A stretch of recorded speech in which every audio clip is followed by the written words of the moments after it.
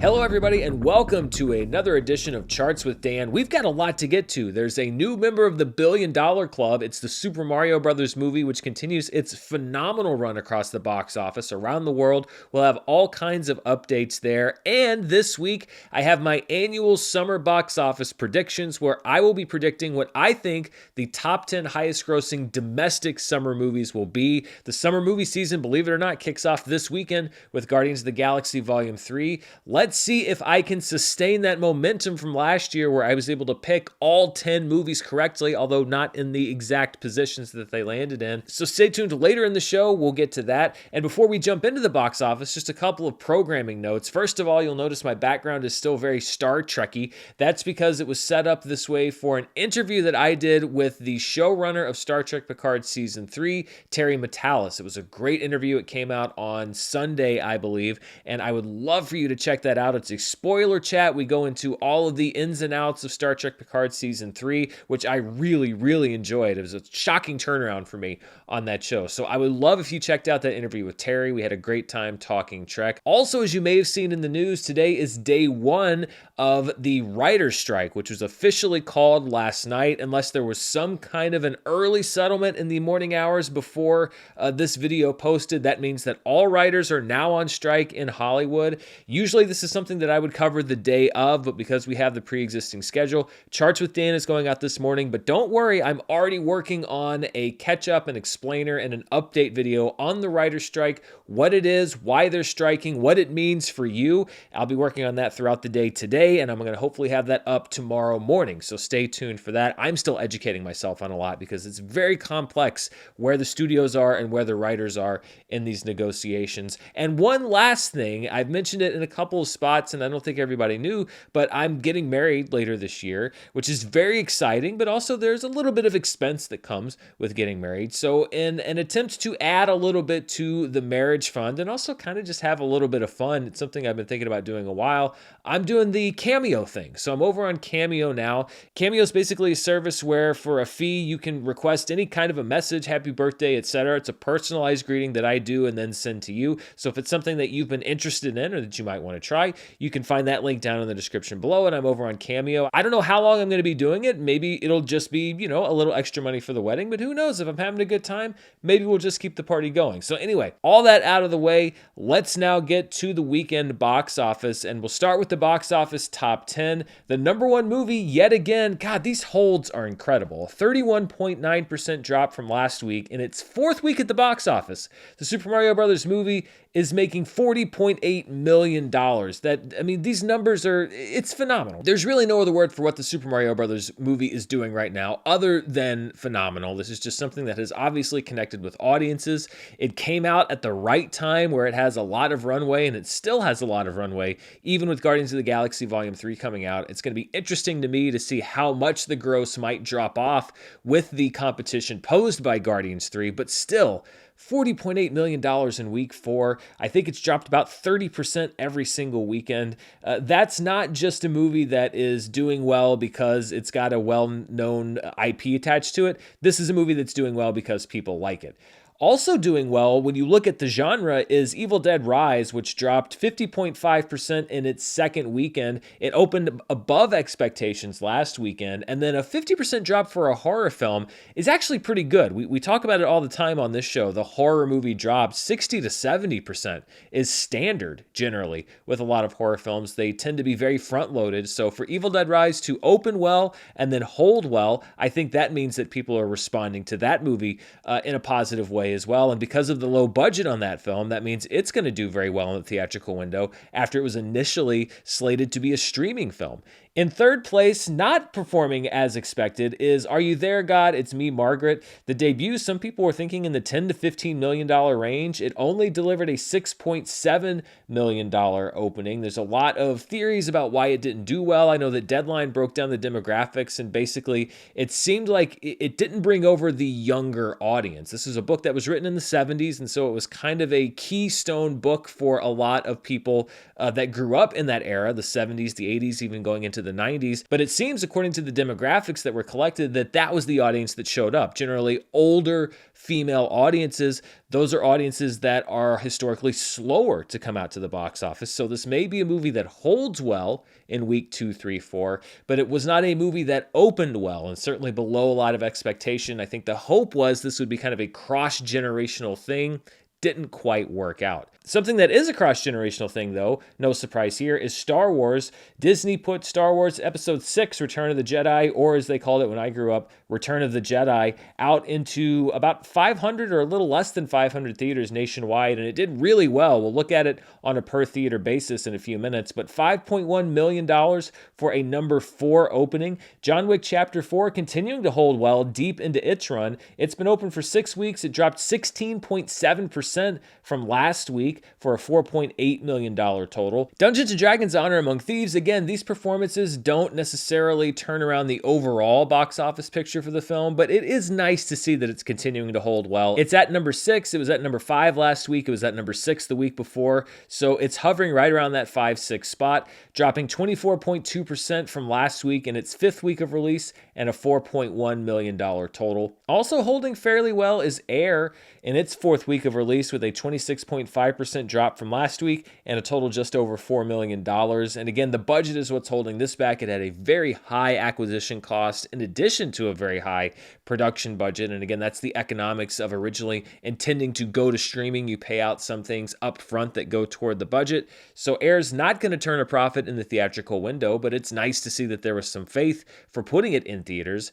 At number 8 is the Indian film Ponniyin Selvan Part 2, the sequel to Ponniyin Selvan Part 1. That's how that works. $3.8 million in 8th place, and we'll talk more about that film in a few minutes.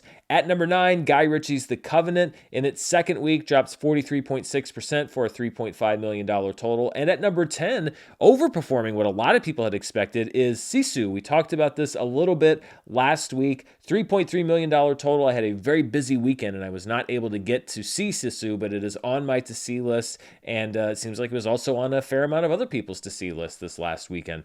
Dropping out of the top 10 this weekend, we had 4 films. After 2 weeks, we had The Pope's Exorcist, Renfield, and Suzume all exiting the top 10. And then after 1 week in the top 10, is Beau is Afraid. It opened in limited release its first weekend. Its expansion put it in the top 10 in its 2nd weekend, but it is now out of the top 10 in its 3rd weekend. It was a big investment from A24 on Beau is Afraid. It does not look like that investment is going to pay off financially, but perhaps it will pay off artistically, keeping Ari Aster around. This is one of those movies that I think they probably, well, I don't know if they knew that they were going to lose money on, but a 3-hour hallucinogenic, non-linear, abstract director's vision film, it was probably very likely that they weren't going to make that money back. And, I wasn't a huge fan of the movie, but at the same time, I applaud the faith in it, and I applaud the fact that A24 put up the money, and that movie exists. And I think the world is better for that movie existing than that movie not existing, because a lot of people love it, and it is an extraordinarily unique film. A couple of movies opening outside the top 10. Big George Foreman was not able to turn 3,000 screens into even a top 10 debut. It's rare to see a movie that opens that widely finish outside the top 10. It had a per theater average of just $958. And then Polite Society. I actually tagged this last week as a potential sleeper hit. It opened in 927 theaters, but only mustered an $882 per theater average for a total of $817,000. We'll see it on the limited release chart, but this surprised me a little bit because it did get a lot of buzz out of the festivals, etc. And I guess this is just another reminder that festival buzz doesn't always equal box office. Just because you can go to Sundance and get good word of mouth, that doesn't mean you can get that word of mouth initially generating amongst moviegoers. Now, maybe the word of mouth will spread over the next few weeks, but again, I have to applaud Focus Features here for acquiring the film and putting it into a near wide release situation, 900 plus theaters, instead of burying it or sending it straight to streaming. This is something we're seeing as theaters are reopening. A lot of times, these distributors will take a chance on a risky film. Maybe people aren't showing up for it yet, but that doesn't mean that they won't show up for films like it in the future. And I like to see A24 and Focus and these other distributors continuing to show faith in smaller films or movies that are off the beaten path, because it means perhaps that even if this one doesn't work, the next one down the line could find that box office audience. Let's look at what I like to call the road to recovery. So the three lines you see there are the blue line, which is the average weekend box office from 2015 through 2019, the 5 years preceding the pandemic. The red line, which is the box office weekend average of 2021 and 2022 after theaters began to reopen. And then the dotted black line, which is this year's box office. We took a pretty steep fall from last week. We're just under $100 million of total box office, but that should shoot back up this upcoming weekend with Guardians 3 opening. When we look at the historic comparisons, the highest performing film from the 2021 to 2022 era was the opening of Mortal Kombat back in 2021, one of the first big movies to come out into a lot of theaters. It was also part of that HBO Max day and date experiment. And then there's a little movie you may have heard of called Avengers Endgame that absolutely owned the last weekend of April, the 17th week of the year, back in 2019. And you see how high that average box office is for that 5-year period. That's because that encompasses not only the release of Avengers Endgame, but also the release of Avengers Infinity War, which got that last weekend in April jump on the summer movie season as well. So unlikely that we're going to see another movie perform as well in week 17 or maybe any other week of the year, at least not in the near future. So that may be why this box office weekend suffered so much in comparison to the pre-pandemic era, because we had two of the highest opening weekends of all time in that week 17 frame. Looking outside the domestic box office now to the international box office. This is basically all markets outside of the US and Canada. The number one movie, no surprise, is the Super Mario Brothers movie, which just got its start in South Korea and Japan, where it opened very well. A $68.3 million international take for Super Mario Brothers over the weekend of the 28th through the 30th. In China, Born to Fly at number 2, $40.5 million just from the Chinese market.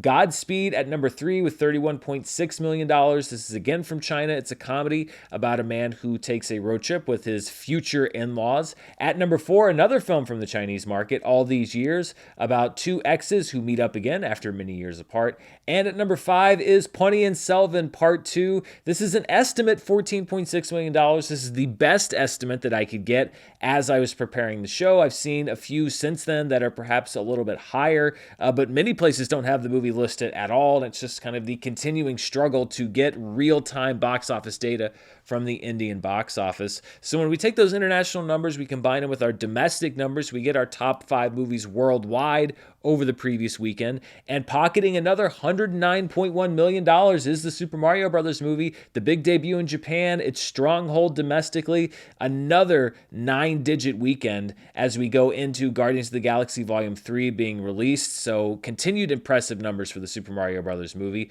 Born to Fly adding a little bit of money from the domestic box office for a $40.6 million total. Then Godspeed at number 3 with $31.6 million. Evil Dead Rise comparing some international markets with its domestic total with $26.3 million. And then All These Years at number 5 with $18.8 million.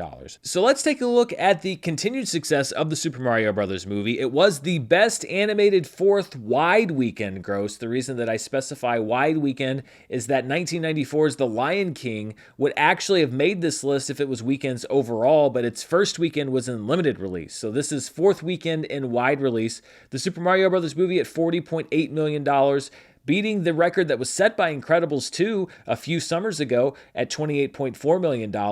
Then we have the first Monsters, Inc. film called Monsters, Inc. at $24 million. Zootopia at number 4, also at just over $24 million.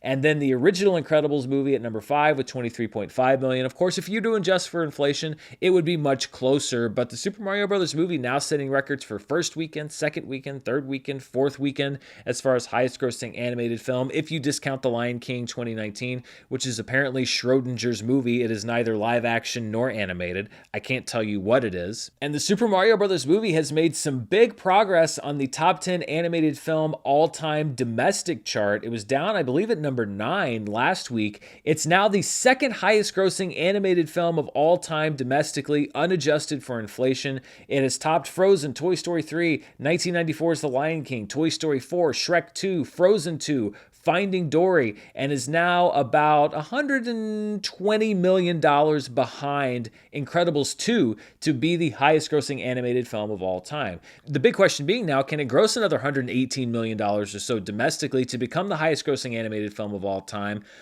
That's a tall order. I'm not quite sure it can get there. Now, it's been holding spectacularly over the last several weeks. So if it did do that, it wouldn't be the biggest surprise in the world. This movie has surprised us, much like Top Gun Maverick did last summer, at every turn. So perhaps it can hold on and make that much money still at the domestic box office, but it would be a task, and we'll see if Mario's up to it. It has also now entered the top 10 animated films of all time list worldwide. It's now just over 2016's Zootopia. And when you look at these other movies, I mean, it's only about $40 million behind the number 6 movie, which is Toy Story 3. It's only about $50 million, less than $50 million behind the number 5 movie, which is Toy Story 4. So by this time next week, we will most definitely see the Super Mario Brothers movie as the 5th highest grossing film of all time worldwide. And then it basically just has Minions, Incredibles 2, Frozen, and Frozen 2 to get to that number 1 spot. I don't know, again, if Super Mario Brothers has another $400 million left in it at the worldwide box office. It may, but I don't think it's going to get up to that Frozen 2 level. So the question then becomes, is it going to beat Minions at $1.15 billion? I think it's very likely that it's going to. Then it's $1.24 and $1.28 billion to top Incredibles 2 and Frozen for the number 3 and number 2 highest grossing film spots of all time animated worldwide. That becomes the discussion, and it's going to be interesting to track Super Mario Brothers through these different weeks worldwide as it plays out in the Japanese market and domestically and everywhere else. One place where there's no question about where it stands is the ranks in the Illumination Entertainment canon. First of all, by all-time domestic gross, it continues to rack up a huge lead on the scoreboard. It is the highest grossing movie of all time for Illumination. It's going to crack $500 million domestically very soon. It is now, adjusted for inflation, the highest grossing film in Illumination's history domestically at $490.8 million. That beats Despicable Me 2's $476.8 million when you adjust those numbers for inflation. So it's now number 1, no question there. And then the question, as we were just talking about with Minions, is it going to become the highest grossing film of all time for Illumination worldwide? The Super Mario Brothers movie is now at $1.02 billion. It needs to get to $1.15 billion in order to best Minions, which means it needs to make about another $130 million. I think it's going to do that worldwide. I think it is definitely going to do that. So 1 week, 2 weeks perhaps, the Super Mario Brothers movie will be the highest grossing movie for Illumination all time worldwide. And of course, we'll keep track of that as we go. I've been doing this estimate of how much money Super Mario Brothers might be making as far as overall profit. Now, again, these are just my estimates given what's out there about what may be coming in from particular markets. This is not based on official reporting from any studio. So let's look at where we are. A 20% share of the Chinese cut. It hasn't been huge in China, so that equals out to about $4.2 million. A 40% share of the money that's come in internationally. We're now at over $500 million internationally. So that's a cut of about $205.8 million. 60% share of the first week domestic box office, that's $122.7 million. A 55% share of the second week domestic box office, that's about $81.6 million. And then a 50% share of the box office from week 3 onward, that equals out to about $68.8 million. If you add all of that up, it comes out to about $483.3 million. You take out an estimated $225 million in production costs, that's budget, as well as prints and advertising. That's $233.3 million that's going back to Nintendo, Illumination, Universal, probably Chris Pratt, Jack Black, any of the talent that had participation deals. Like, this movie is generating a lot of money for a lot of different people. And something that I looked at last week was the comparison of the theatrical revenue, basically how much money is coming back from theaters, not taking out profit, just the pure amount of money from the theatrical run going back to the investors and the studios. And by my estimates once again, when you look at it versus what Deadline listed as the most profitable blockbusters of 2022, when it comes to theatrical revenue, the Super Mario Bros. Movie is second only to Avatar: The Way of Water and Top Gun: Maverick as far as money brought in just in the theatrical window. Avatar: The Way of Water was reported to have brought in about $1.26 billion in theatrical revenue. Top Gun: Maverick about $700 million. And then you have my estimate for the Super Mario Bros. Movie with $483.3 million generated in theatrical revenue. That tops the reported estimates from Deadline for Doctor Strange and the Multiverse of Madness, Jurassic World Dominion, Black Panther: Wakanda Forever, Minions: The Rise of Gru, The Batman, Thor: Love and Thunder, Puss in Boots: The Last Wish. I mean, these are hit movies, but the Super Mario Bros. Movie is an even bigger hit. One thing I didn't want to lose in the mix here is John Wick. John Wick Chapter 4 has now become the highest grossing film in the franchise domestically. It finally passed John Wick Chapter 3 Parabellum. It's still second behind John Wick Chapter 3 Parabellum. When you look at the franchise domestically adjusted for inflation, it has to make about another $25.2 million to be the highest grossing film in the franchise adjusted. I don't know if it's quite going to make it there. But again, when you look at it worldwide, it's building a huge lead on all of the other John Wick films. It is now past the $400 million mark worldwide. So it's about $80 million, $75 million ahead of John Wick Chapter 3. So this is a franchise best for John Wick officially, domestically, and worldwide.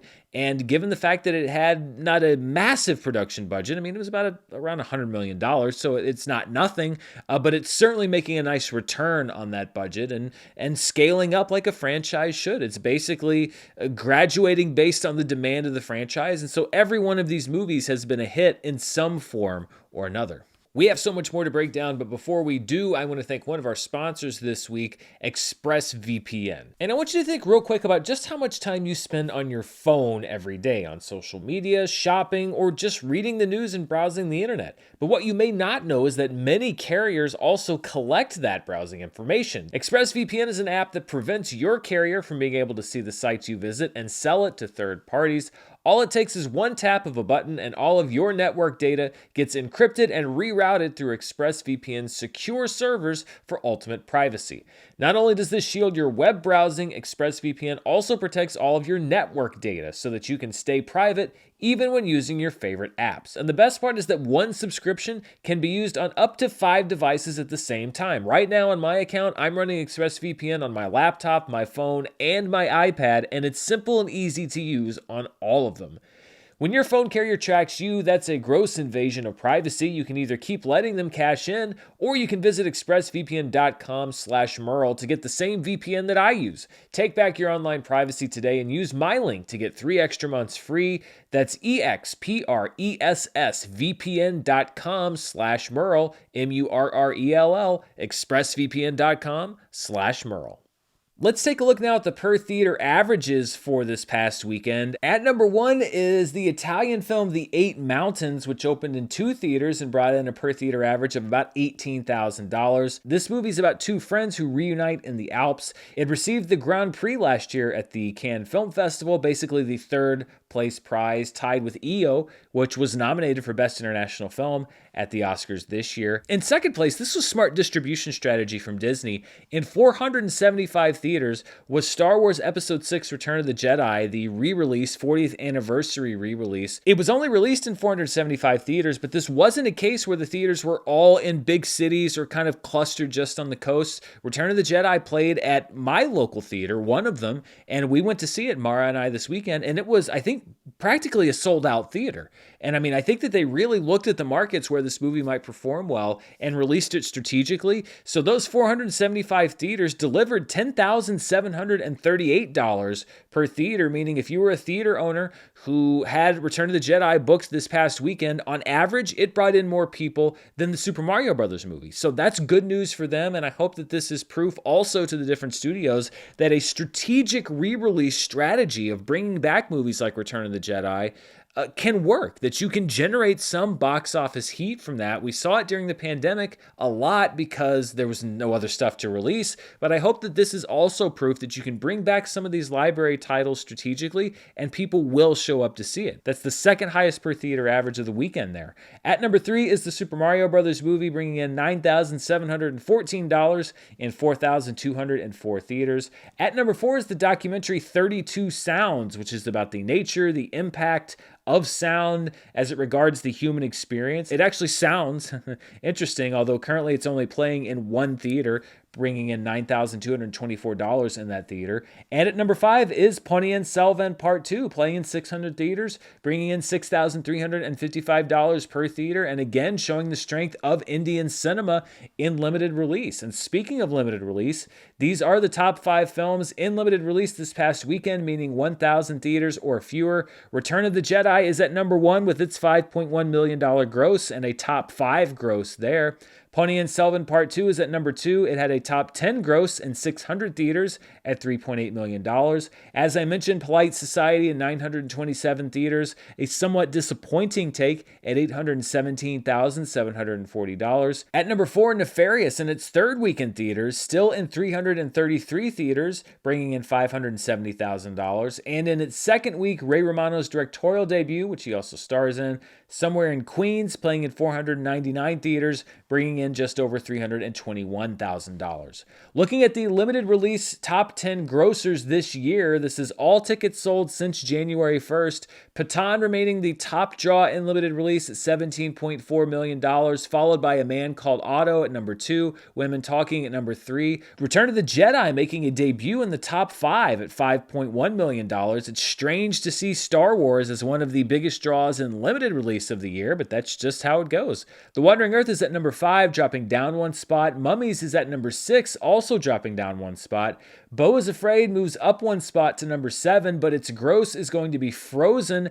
at that number you see there, $4,208,533, because that was the film's gross when it passed that 1,000 theater threshold. This is the way that we do this chart, is we count a movie as being in limited release while it is in limited release, playing in under 1,000 theaters, but once it goes into its 1,001st theater, we freeze that gross as far as this chart goes. We continue to measure it on other box office charts. So Beau's Afraid there, that's going to be its final limited release number. The Whale bumps down 2 spots to number 8. Ponniyin Selvan enters the chart at number 9, and Nefarious enters the chart at number 10.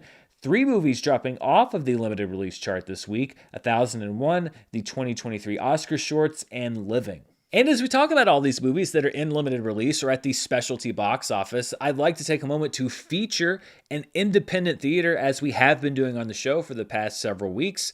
And this week we are talking about the Loft Cinema in Tucson, Arizona, which has existed in its current form as an indie-focused art house since 1972. So it just celebrated its 50th anniversary. Back in 2002, a group of cinema lovers in Tucson bought the theater to preserve its history and its mission and turned it into a nonprofit. Since then, the theater is known not just for showing indie films, but also for special events, including Screamorama horror movie sleepovers, as well as classic film spotlight series. Currently, the Loft is running a cult classic series featuring films like Princess Mononoke, Ready or Not, and Romy and Michelle's high school reunion. There are also special events coming up, like a May the 4th screening of The Empire Strikes Back, and this is my favorite, a Mother's Day screening of Aliens. What a perfect movie to screen on Mother's Day. If you go to the theater this week, you can also catch up on indies like Showing Up, Polite Society, Beau is Afraid, and Everything Everywhere All at Once. This really sounds like a cool place. They've been operating for decades now. They used to operate out of an actual loft above, I think, a bike shop. You can check out the Loft Cinema at loftcinema.org, which is where you can become a member, or you can donate at loftcinema.org because they're a 501c3 organization, which is what I'll be doing, because as a reminder, this week and every week that we feature an indie movie theater, 10% of the ad revenue from YouTube will go to those theaters as a donation. I've already donated to several theaters, and it just feels great to be able to support these organizations. And by watching this video and the ads and everything else, you're also supporting these independent theaters. So the Loft Cinema in Tucson, Arizona, this week's Indie Theater Spotlight. And if you go there, if you catch a movie, or if you donate, as always, be sure to tell them that Dan sent you. Very quickly, before we get to the summer box office predictions, let's look at the yearly box office. Now, prior to this week, these numbers were listed as the 2023 winter-spring box office, but that pretty much just means any movie released in 2023. And since we're transitioning next week into the summer box office, this just becomes the annual domestic box office. The Super Mario Brothers movie, of course, the number one movie of the year domestically, $490.8 million. Ant-Man and the Wasp: Quantumania, this is going to be right around what its final number is, $212.9 million. John Wick Chapter 4 right now at $176 million. Creed 3 is at number 4 with $156.1 million. Scream 6 at number 5 with $108.1 million. Megan is at number 6 with a final domestic gross at just over $95 million. Dungeons & Dragons: Honor Among Thieves is trying to battle its way to a $100 million domestic gross. It's right now at $88.2 million. Cocaine Bear also now a final domestic gross at $64.3 million. Shazam! Fury of the Gods at $57.6 million. And Jesus Revolution at number 10 domestically with $52.1 million. You would have to think that one of these movies will be going, I guess it'd be Jesus Revolution next week with the opening of Guardians of the Galaxy Volume 3. Now, something else that I used to do every week, but now I'm basically doing it as an end of the month update, is the box office market share. So when you take all tickets sold this year, what percentage of those tickets is going to each studio? How much is each studio generating as far as overall ticket sales? Let's look at where we were at the end of March. Universal had a 20.97% market share. Disney had 31%, and then all of the other studios kind of sharing the rest of that pie. Well, one Super Mario Brothers movie later, let's see how that number changes, and you see the big beneficiary is Universal, which now has a 32.93% market share for the year so far, meaning that if you bought a movie ticket in calendar year 2023, 1 out of 3 of those tickets was for a Universal Studios film. So a great start to the year for Universal. Universal's expansion really comes at the expense of Disney. Its market share shrunk about 11% due to a lack of new releases. All of the other studios remained roughly the same. Paramount just under a 10% market share. Warner's at 5.39%. Sony's at around 7%. I've relabeled MGM UA as Amazon because Amazon owns both of them and is also releasing their own films. So right now, all of that is under one umbrella as Amazon at 8.5% market share, Lionsgate at 10.5%, and then all other studios at 5.57%. Of course, Disney looking to claw back a lot of that market share this summer, starting this weekend with Guardians of the Galaxy Volume 3. The Little Mermaid is also going to be a May release. It opens the last weekend in May. So I think the next time that we look at this chart, it will definitely have some big changes. Finally, looking at the 2023 worldwide box office, really no change here from last week, except for the fact that the Super Mario Brothers movie has now broken that $1 billion barrier. Full River Red is at number 2 still with $673.5 million. That appears to be now a final gross. The Wandering Earth 2 is at number 3 with a total of just over $600 million. Ant-Man and the Wasp: Quantumania will not make that $500 million mark. $474.5 million in 4th place. John Wick Chapter 4 at $402 million in 5th place. Creed 3 in 6th place at $272.3 million. Boonie Bears Guardian Code at number 7 with $221.5 million. That is now a final gross. Dungeons & Dragons: Honor Among Thieves at number 8. It's trying to crack $200 million worldwide, currently at $194.2 million. Megan is at number 6 with $176.8 million. That's a final gross. And then Scream 6 at number 10 with $168.9 million. Of course, all of those charts are going to look radically different in just a few weeks because even though it's the first weekend in May, the way that the movie release schedule has shifted, that means that it is the official beginning of the summer movie season. This really started with Marvel. Marvel kind of staked out that first weekend in May. I think the Fast and Furious franchise kicked things off doing that even before Marvel got there. But yes, even with kids in school and snow on the ground in parts of the US,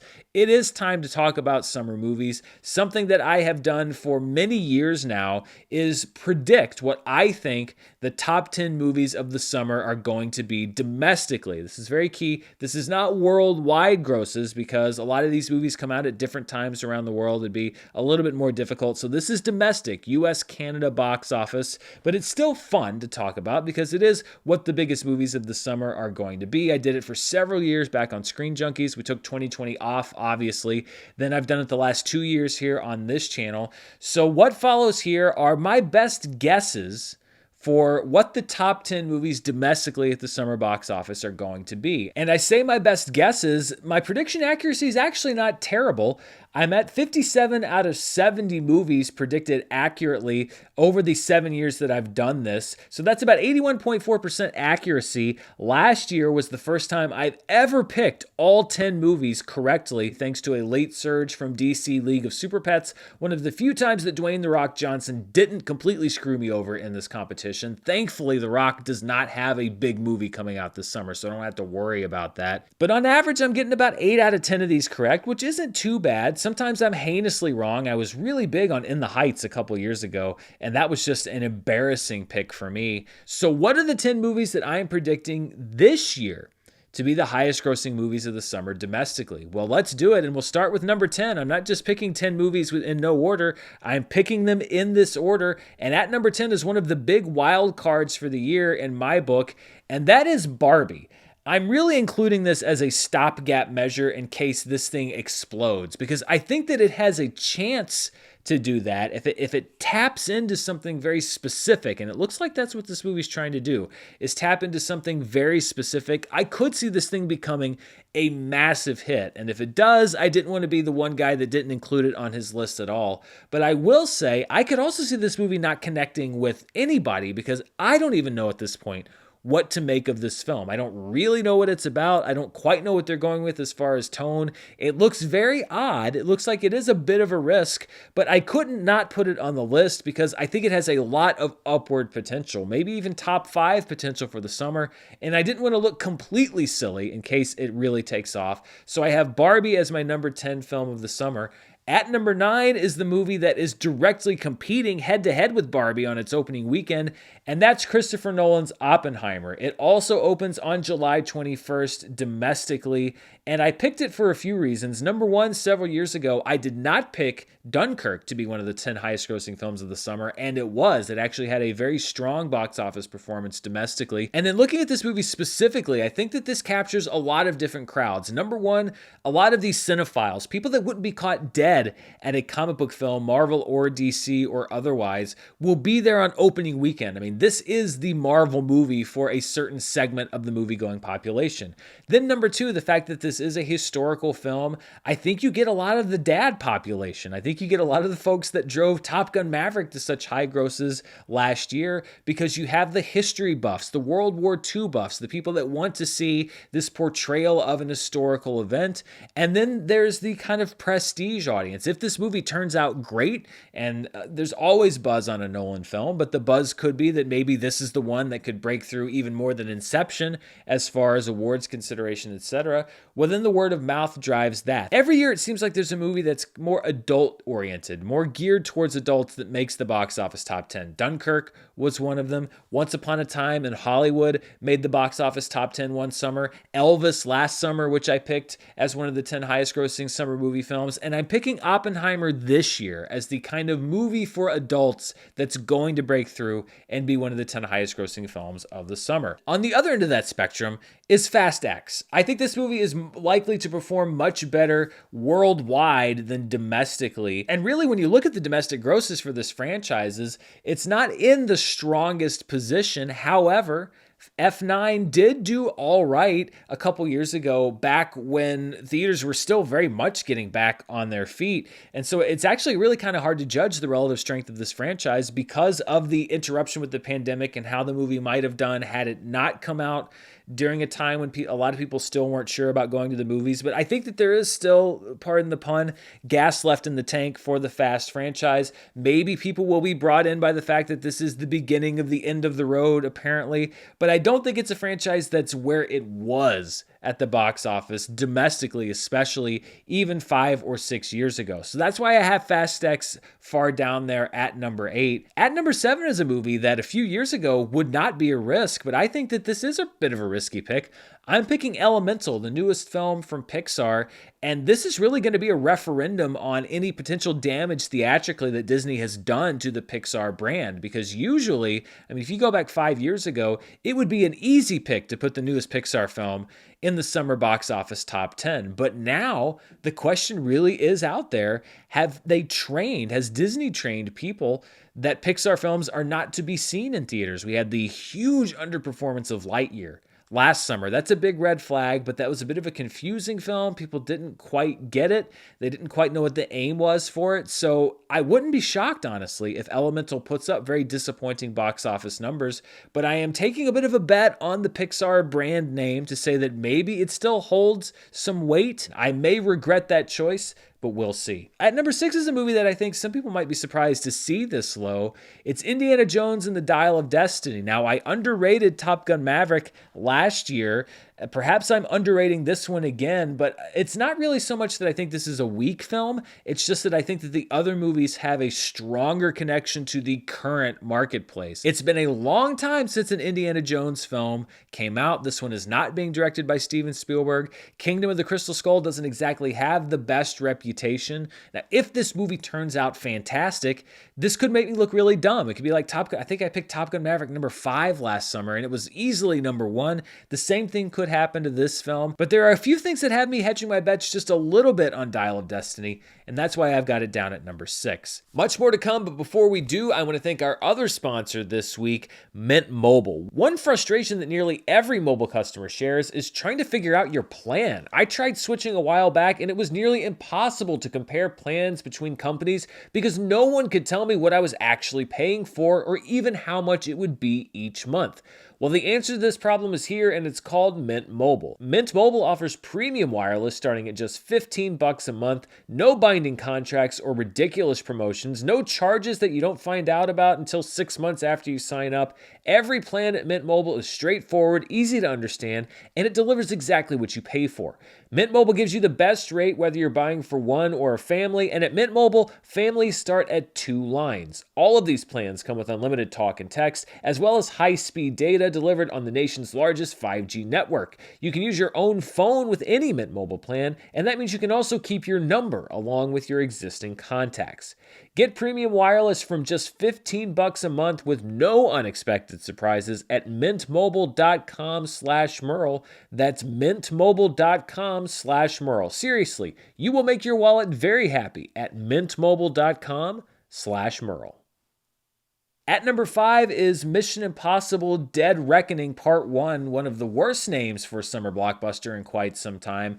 The only reason that I've got Mission Impossible at number 5, really when you look at the franchise, domestically it tends to top out at around $200 million, but I think that there's some spillover, or going to be some spillover from Top Gun Maverick and people wanting to see the next big Tom Cruise movie, and just the fact that these movies keep getting bigger. I mean, I honestly think that maybe they shot the second part of this like on the moon, because that's pretty much what Tom Cruise hasn't done yet, is like literally shoot himself in a rocket into space, and like not even maybe the moon, like maybe they shot it on Mars. Like that just seems to be the escalation with Tom Cruise. So I think there's going to be some buzz around this. So people that want to see it on the big screen, they're kind of selling the whole spectacle angle of this. So I've got Mission Impossible Dead Reckoning Part 1 at number 5. At number 4 is a movie that a lot of people are skeptical about. Some people are outright saying this movie is going to be a flop, but I just have a feeling that it might actually connect with people. And that's The Flash. It had its big CinemaCon debut. The buzz was very positive about the film. Really, the selling point for me here is Batman. If this was just a Flash movie with all of the other issues going on screen and off screen with this character, and the fact that this movie was delayed so long and it's not really quite a hot hand anymore, I don't think that I'd be as high on it. But the fact that you've got Batman involved, Batman is a big box office draw. People love Batman, and you've got not just Batman, but you've got Michael Keaton and Ben Affleck returning in the role. There's that curiosity factor with what they're going to do with the DC universe, maybe not to the layman, but to the people that are really invested in the comic book film. I think it's similar to a much smaller degree to the curiosity that was around Spider-Man No Way Home, as far as, well, what are they going to do with the timeline, and what other characters are they going to bring in? Are there surprise cameos? What's going to happen with the DC universe? I just think there's an inherent curiosity, and if the film is as good as described by the people that saw it last week, then I think that it's got some real potential. So I'm investing in the potential of The Flash at number 4. This one could also really bite me in the butt if the movie doesn't deliver. At number 3 is the movie that's opening this upcoming weekend, which is Guardians of the Galaxy Volume 3. I know there's not a lot of great buzz around Marvel right now, but this is a franchise with a lot of goodwill. If you've seen my review here on the channel, I wasn't a huge fan of the movie. I didn't hate it, but I wasn't like, jumping out of my seat. But I appear to be in the minority, at least as far as critics that saw the movie thus far. So if audiences react in the way that most other critics have, then it seems like this is going to be another crowd pleaser. And I think it should do pretty well at the box office. So this is almost kind of a safe number 3. I guess the big downside here would be if there is this lingering effect with MCU films where people just aren't that interested anymore, then it could drop pretty well. But the fact that it could perhaps not be in the top 10, I think that would be one of the biggest box office shocks for me of all time. At number 2 is a film that I'm taking a flyer on, and it's Spider-Man Across the Spider-Verse. The first film did well at the box office, but it certainly was not a huge hit. This is a movie, though, that has really gained a following in the years after its initial release. It won the Academy Award for Best Animated Film. It has been easily accessible on streaming, so I think a lot of people saw the first movie at home and now would be excited to see the sequel in the theater. Spider-Man, of course, a huge box office hit with Spider-Man No Way Home. I think they're doing a good job of linking that movie to this one. Audiences now are already primed with the idea of what a multiverse is. You don't have to sell people on why are there a bunch of Spider-Men? That education is done. That was done in No Way Home. That's been done in Multiverse of Madness. People understand the concept of the movie. It looks vibrant. It looks funny. If the movie is as good as the first one, then I think it should have great word of mouth. This is me buying into the potential of the franchise in the first film and hoping that they deliver something at that same scale. But I'm going to go ahead and buy in pretty high on Across the Spider-Verse at number 2. And finally, my number 1 movie, and I don't know if I've ever been less enthused, honestly, to pick a movie as my number 1 film, but some people might call it the safe pick. I'm putting The Little Mermaid as the number 1 movie at the summer box office, if only because there's been no evidence that people don't want this, that they don't want their childhood regurgitated back to them and basically remade in live action. I mean, these movies are big hits, and they have been big hits for a very long time. Aladdin was a big hit. The Lion King was a big hit. Beauty and the Beast was a big hit. Why wouldn't The Little Mermaid be a big hit? Now, I guess the only detractors would be Disney's in a very weird political battle right now, and there have been some, I don't think they're really controversies, but people have been griping about this movie from the very beginning. So I guess it's possible that some people may decide to stay home, but I don't think it's likely to be enough people that it would affect the movie that much. I guess the only big thing would be if it was just terrible, but if they're just replicating the pattern of The Little Mermaid, then I really don't know how bad you could get with a movie like this. So I'm going with the safe choice. I'm saying The Little Mermaid. It's opening over Memorial Day weekend. You've got the people that want to see the movie that they loved as a kid. You've got those people also bringing their kids, and then their kids like the movie, and they're going to want to go see the movie again and again. I'm not honestly looking forward to The Little Mermaid. I'm going to go in with an open mind. Maybe it'll shock the hell out of me, and it'll reinvent everything or restage everything in such a wonderful way that it becomes one of my favorite movies of the summer. But it is my pick for the number 1 movie of the summer. So there you go. These are my summer box office top 10 predictions domestically. Number 1, The Little Mermaid. Number 2, Spider-Man Across the Spider-Verse. Number 3, Guardians of the Galaxy Volume 3. Number 4, The Flash. Number 5, Mission Impossible Dead Reckoning Part 1. Number 6, Indiana Jones and the Dial of Destiny. Number 7, Elemental. Number 8, Fast X. Number 9, Oppenheimer. And number 10, Barbie. Some movies I didn't include that very well could be on this top 10 list and that I wouldn't be surprised to see there. Of course, we have Transformers Rise of the Beast. Honestly, I think this franchise has been sinking domestically for years now, basically almost a decade. I have not seen any sign that people are ready to re-embrace it, again, at a domestic level, maybe on a worldwide level. But you never know if people are just excited about this take, or it's been long enough since a Transformers live action film, then maybe they'll want to go see it. Haunted Mansion from Disney. It opens in late July. If this movie's really great, we could see a Pirates of the Caribbean type film where it plays all through August. And, you've got a great all-star cast. It certainly has potential. So I could definitely see it being a top 10 summer movie. Teenage Mutant Ninja Turtles, Mutant Mayhem. It's happened before where a new Ninja Turtles film opens in August and makes the overall summer box office top 10 back when they relaunched the live action series several years ago. So if this animated film taps into the same audience, it could replicate that achievement. Some other movies that could potentially make it: No Hard Feelings, starring Jennifer Lawrence. It is a raunchy R-rated comedy that has gotten some early buzz. The Meg 2, The Trench. Maybe it's a bad idea for me not to put this movie on there because it's another August release. The first movie, The Meg, was a top 10 summer hit, so perhaps I'm underestimating this franchise yet again. DC's Blue Beetle in August. August 18th, the movie opens. I think that The Flash has some heat. I don't necessarily think that heat is going to transfer over to Blue Beetle, but if it does become one of these origin stories that connects with people that they really enjoy, then it could be a top 10 movie. And then opening on the last week where I measure the summer box office, it goes from the first weekend in May to Labor Day weekend, is The Equalizer 3, which opens on September 1st. Could Denzel come back with this third film in the action franchise and have a top 10 summer hit? The first two movies both made exactly almost identical $100 million plus grosses, so perhaps The Equalizer 3 will do the same, capitalize on perhaps some underperformances, and make the top 10. Also, a few sleepers. The Boogeyman, which is getting a lot of buzz. It opens in early June. It's a horror film, and horror films often take one of the spots on the summer top 10. Strays, which is the R-rated talking dog comedy with Will Ferrell, Kevin Hart, and others, opens in early June. If that one connects, I could see it making the list.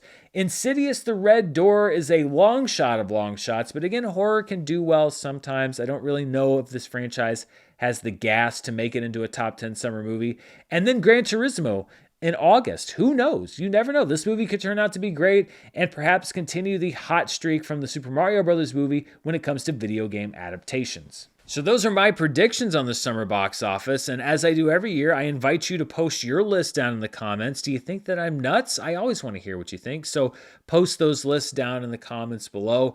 We've been running quite long on the show because we're picking all these movies, so let's start to wrap it up. Before we do, I want to take a look, as always, at a weekend in box office history, and we are going back to the weekend of April 25th through the 27th, 2003. So 20 years ago, the 17th weekend of the year, which saw the opening of Identity, starring John Cusack and a cast of many people, including the late, great Ray Liotta. A number one opening at $16.2 million. Not bad for a movie of that type. I haven't seen Identity in a while. The last time I watched it, I remembered enjoying it. It's one of those movies that's a little twisty-turny. It's a murder mystery with a twist of its own, so I may have to revisit that and see if it's as good as I remember.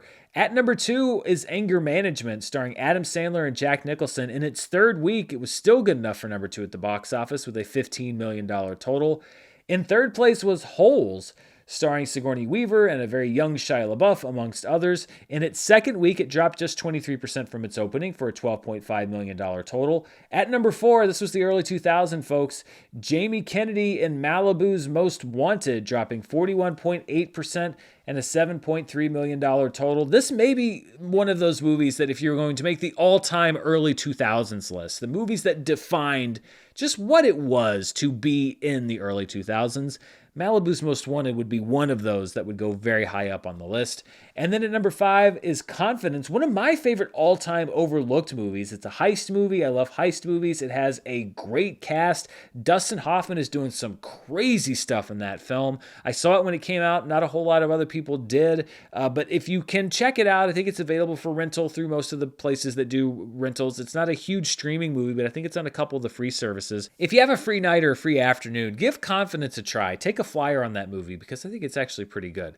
Of course, we don't just leave those numbers as they are. We like to take a look at what they would look like when you adjust them for inflation, which doesn't change the order of the movies, just kind of puts their grosses into a more current perspective. So when we hit that inflation button, we have Identity with a debut of $26.6 million, Anger Management with a third week gross of $24.6 million. This was a big box office hit for both Sandler and Nicholson at the time.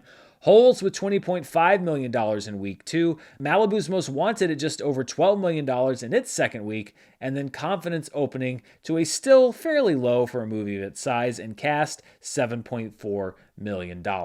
And that wraps us up for this week on Charts with Dan. Opening this upcoming weekend at the box office, of course, the big movie is Guardians of the Galaxy Volume 3, opening wide everywhere. The only competition it has as far as wide releases is some counter-programming, I guess you would call it, called Love Again, co-starring Priyanka Chopra Jonas. She's in a lot of stuff lately. Then a few films in limited release. One of them is called What's Love Got to Do With It? It is not the Tina Turner biopic or a remake of the Tina Turner biopic. It's a romantic film starring Lily James, Emma Thompson, and Shahzad Latif, directed by Shekhar Kapoor, who has directed films including Elizabeth the Golden Age. So you can catch that one in probably somewhat limited release around the country. Also in limited release this upcoming weekend is Chile 76, which is set during the Pinochet era in Chile's history, directed by Manuela Martelli. Thanks so much for joining me on Charts this week. I'll be back next week to look at the opening of Guardians of the Galaxy Volume 3, how it stacks up against other Marvel films, and how the summer movie season is looking after it is officially underway. As always, be sure to leave your thoughts on your summer picks down in the comments below. Also, check the description below for more about this week's sponsors, ExpressVPN and Mint Mobile, as well as Cameo and the other things that I've talked about this week. But most of all, thank you for spending part of your day here with me. I'll be back very soon with more movie news, reviews, box office, strike breakdowns, and more. Until then, stay safe, and I'll see you next time. Bye.